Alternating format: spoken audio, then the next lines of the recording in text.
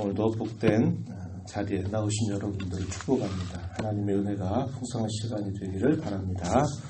우리가 에스라서 8장을 오늘 읽어가는 날입니다. 8장의 내용은 어제 우리가 읽었던 7장과 함께 흩어져 있었던 이스라엘 백성들이 두 번째로 귀환한 그 사건에 관한 간략한 기록을 전달해 줍니다. 어제도 말씀을 드렸지만은 처음에 1차적으로 돌아왔던 그 백성들은 고레스 왕이 즉위를 하게 되면서 돌아왔습니다. 그리고 약 80여 년 정도의 시간이 지난 다음에 하나님께서 군주의 마음을 움직이셔서 에스라를 중심으로 해서 또 많은 사람들이 두 번째로 예루살렘으로 귀환하게 됩니다. 그러는 사이에 이미 예루살렘의 성전은 재건이 된 그런 상태였고, 그래서 이미도 1차적으로 귀환한 그런 사람들이 그 성전을 중심으로 예배를 회복해서 하나님을 섬기는 그런 일들이 시작된 상태였고, 그 이후에 에스라를 중심으로 2차 귀환한 기록을 오늘 우리가 읽은 8장에서도 소개를 해줍니다. 두 번째로 귀환한 이 유다 백성들의 목록이 우리가 읽지 않은 앞부분에 소개가 됩니다. 1절로부터 14절에 보게 되면은 당시 에스라를 중심으로 해서 귀환하였던 사람들의 목록이 소개가 되는데 그 전체 수가 약 1754명 정도가 쭉 기록이 되고 있습니다. 1절부터 14절에서 소개되고 있는 지도자들과 또 거기에 속해 있는 사람들의 숫자를 다 더하게 되면 그 정도 인원이 됩니다. 그리고 에스라가 이제 이 백성들을 인도하려고 준비를 하고 있는 중에 그 백성들 가운데서 성전에서 봉사할 사람들을 찾는 일들이 기록이 됩니다. 이 내용이 15절에서부터 20절에 표현이 되어 있습니다. 그래서 레위인들이 주변에 있는가 하는 것들을 찾으면서 그 먼저 레위인들을 모으는 일들에 힘을 기울이게 됩니다. 여기에는 에스라의 그 중심이 어디에 있는가 하는 것이 우리에게 잘 보여주는 것입니다. 우리 어제 읽었던 7장에서도 그는 하나님의 말씀을 연구하고 또 그 말씀을 가르치고 그 말씀을 준행하는 일에 자기는 하나님 앞에 일생을 헌신했던 그의 결심이 표현되어 있는데, 그래서 그는 이 많은 백성들을 함께 거느리고 먼 길을 떠나서 약 4개월 동안의 여정을 거치면서 예루살렘으로 도착하게 됩니다. 그런데 떠나게 되는 그때에 레위인들을 불러 모으는 겁니다. 그것은 하나님 앞에 섬기는 그 일, 성전의 제사 가운데서 봉사하는 그 일이 얼마나 중요한가 하는 것을 그의 마음속에 분명히 두고 있었기 때문이다 하는 것을 우리가 알 수 있습니다. 그래서 다른 어느 것보다도 성전을 섬길 수 있는 자들을 모으는 일에 그의 관심이 집중되어 있다라는 것을 우리에게 보여줘요. 그리고 오늘 우리가 읽은 21절 이하의 내용에서는 먼저 그 백성들을 데리고서 먼 길을 떠나기 전에 먼저 했던 일들이 무엇인가를 소개해 줍니다. 21절에 보면은 한 일이 뭐냐면 금식을 선포했습니다. 그들의 음식을 금하고 하나님 앞에 겸손하게 자신의 자세를 낮추어서 하나님의 선한 손길을 위하여 금식하면서 하나님의 은혜를 구하는 그런 모습이 표현됩니다. 21절 한번 보세요. 그때 내가 아하와 강가에서 금식을 선포하고 우리 하나님 앞에서 스스로 겸비하여 평탄한 길을 하나님께 간구하였다. 이렇게 표현합니다. 하나님 앞에 자세를 낮추고서 우리의 가는 모든 길을 하나님께서 순탄하게 인도해 주실 것을 위해서 금식하면서 하나님 앞에 은혜를 구하는 그러한 일을 먼저 하게 됩니다. 왜 그렇게 하는가? 22절 말씀 우리가 눈여겨볼 표현인데요. 이는 왜 그렇게 했는가? 그것을 소개하기를 우리가 전에 왕에게 이렇게 말했다는 겁니다. 뭐라고 말했을까요? 계속되는 말씀. 우리 하나님의 손은 자기를 찾는 모든 자에게 선을 베푸시고 자기를 배반하는 모든 자에게는 권능과 진노를 내리신다. 누구에게 한 말이냐면 왕 앞에서 한 말입니다. 이방의 군주 아닥사스다 왕 앞에서 에스라가 한 말입니다. 왕이 도와주겠다고 이야기합니다. 필요한 모든 것들을 도와줄 테니까 필요한 것들 다 이야기해라. 그러니까 에스라가 왕에게 말합니다. 보병이나 군사들은 필요 없습니다. 안 도와주셔도 됩니다. 이렇게 답변을 한 겁니다. 왜냐? 하나님께서 이렇게 우리에게 해주시겠다고 약속하신 분이기 때문입니다. 어떻게 약속하셨다고요? 우리 하나님의 손은 자기를 찾는 모든 자에게는 선을 베푸시는 분이십니다. 하지만 하나님을 배반하는 모든 자에게는 권능과 진노를 내리시는 분입니다. 그러니 우리가 하나님을 찾고 구한다면 하나님께서 우리의 길을 순탄하게 인도해 주실 것입니다. 그러니 왕과 군사의 도움은 없어도 됩니다. 이렇게 답변을 한 것입니다. 이 말이 믿음에 따른 말이었다고 하는 겁니다. 우리 같으면 어떻게 합니까? 왕이 도와주겠다고 필요하면 군사들을 붙여서 너희의 가는 길을 다 인도할 때까지 함께 해준다고 하는 그 왕의 호의를 정중하게 거절하는 겁니다. 뭐 때문에요? 신앙 때문이죠.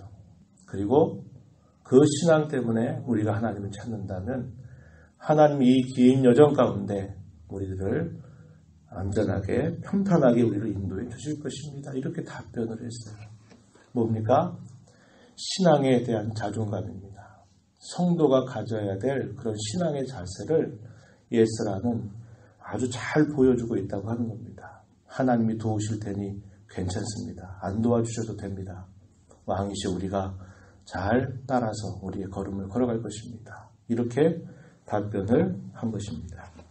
그러고 난 다음에 에스라는 그렇지, 이 말대로 우리는 하나님을 찾고 구하면서 이 긴 여정을 떠나가자고 한 겁니다. 그래서 많은 사람들을 데리고 4개월이나 되는, 이것도 빨리 가는 그런 길이 4개월입니다. 바벨론에서 예루살렘으로 가는 그 머나먼 여정을 떠나면서 어린아이들 다 그 많은 사람들을 데리고서 그 먼 길을 떠났는데 군사도 없이 그 길을 떠나가야만 되는 것입니다. 그러니 에스라는 모든 사람들이 그곳을 떠나기 전에 하나님 앞에 금식하면서 하나님의 손이 우리를 도와주시기를 간구하면서 걸음을 떠나게 되는 것입니다. 그랬더니 어떻게 되었다고 말합니까? 23절에 그러므로 우리가 이를 위하여 금식하며 우리 하나님께 간구하였더니 그의 응낙하심을 입었다. 이렇게 말합니다. 우리가 그렇게 하나님 앞에 겸비하게 하나님의 손길을 찾고 구할 때 하나님이 이렇게 왕 앞에서 말한 대로 하나님께서 우리를 안전하게 인도해 주셨다라는 것을 표현하고 있는 것입니다. 그리고 나서 24절 이하에 쭉 표현되고 있는 이 말씀의 내용들은 당시에 드렸던 모든 제물들, 25절에 보면요, 왕과 모사들, 방백들, 그곳에 있는 이스라엘 백성들이 하나님의 성전을 위해서 드렸던 모든 기물들, 또 모든 제물들, 이런 것들을 가지고서 운송할 책임을 12명의 제사장 우두머리들에게 맡기면서 이것을 잘 간수해서 하나도 빠진 것 없이 이것을 잘 가져가야 된다. 여호와 하나님께 드리는 성물이니 이것을 잘 지키라고 이야기합니다. 29절 마지막에 보면요, 이 그릇을 달기까지 삼가 지키라. 예루살렘 성전의 골방에 도착해서 이 그릇을 다 지어볼 때까지 삼가 지켜라. 하나도 빠지는 것이 없어야 될 것이다. 여호와께 드린 성물 중에 이것이 끝까지 이 긴 여정 가운데서 하나도 빠짐없이 잘 보존되도록 지켜야 된다. 이렇게 명령을 내리게 됩니다. 그리고 그 명령을 따라서 이 일을 맡았던 자들은 신실하게 이것을 지켜가는 그런 자세를 우리가 확인해 볼 수 있겠습니다.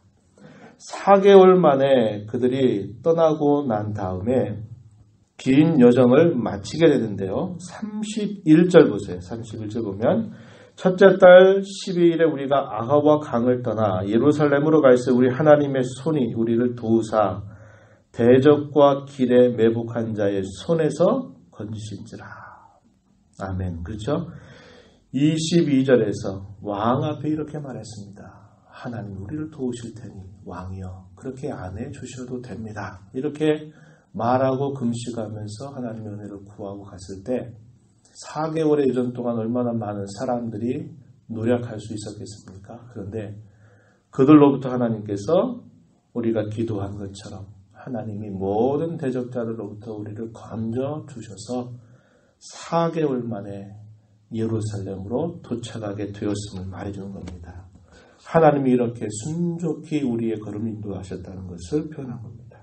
그리고 나서 성전에 도착한 다음에 그 모든 성물들을 다 재어 보고 난 다음 가장 먼저 한 일이 뭐냐? 35절 이하에 보니까 하나님 앞에 희생의 제사를 드리는 것입니다.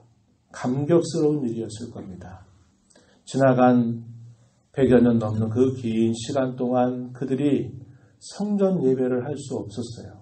그런데 극적으로 그들이 또다시 예루살렘으로 돌아오는 일에 참여할 수 있었고 또 하나님께서 안전하게 그곳에 도착하게 하신 하나님의 선한 손길의 도움을 경험하면서 하나님께서 이곳에 이를 때까지 도와주셨던 것, 그리고 지난날 우리의 조상들이 잘못해서 이렇게 포로로 끌려가서 오랜 고초 가운데서도 하나님이 약속하신 말씀을 따라 또다시 예루살렘으로 돌아와서 감격스러운 성전 예배를 드릴 수 있게 된 이 사실이 얼마나 하나님 앞에 감사했을까요? 그래서 그곳에서 처음 성전 제사를 드리는 모습이 이렇게 표현되고 있는 것을 우리는 보게 됩니다.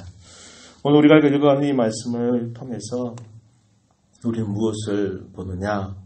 흩어진 하나님의 백성들을 모으는 일을 우리는 또다시 보게 됩니다.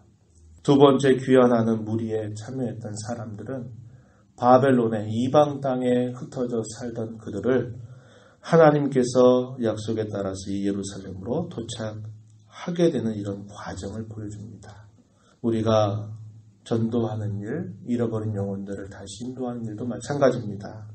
흩어진 하나님의 백성들을 다시 모으는 일을 하는 일이다. 이렇게 여길 수 있는 것입니다.